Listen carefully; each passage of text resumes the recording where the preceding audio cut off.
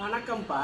சிறுதானியத்தை பொதுவாக நம்ம டெய்லியும் இப்போ சாப்பிட மாட்டோம், சாப்பிட்றதுக்கும் முடியாது. அப்படி இருக்க சமயத்தில் இந்த கம்பு கேழ்வரகு நம்ம சேர்க்கறதே இல்லைப்பா. கேழ்வரகு உணவுகள்லாம் நல்லா கால்சியம் நிறைஞ்சிருக்குது. கம்பு உடம்புக்கு நல்ல சத்தம் கொடுக்கக்கூடியது. இதுகளை கேழ்வரகு மாவு வந்து நம்ம மிஷினில் அரைச்சி அந்த மாவு வச்சு கூட புட்டு செய்யலாம். இந்த கம்பை என்ன செய்யணும், கம்பு தேவையான அளவு எடுத்து நல்லா வறுத்து அதை மிக்சியில் நல்லா பவுடராக பொடியாக்கி உப்பு தேவையான அளவு உப்பு போட்டு நம்ம புட்டுக்கு பெசுறோம்ல அது மாதிரி பச்சை தண்ணியிலே பெசரி நம்ம புட்டை அவிச்சு தேங்காயோ தேங்காய் போடலாம், நல்லெண்ணெய்யோ நெய்யோ போட்டு பெசரி நம்ம சாப்பிடலாம். ரொம்ப சத்து.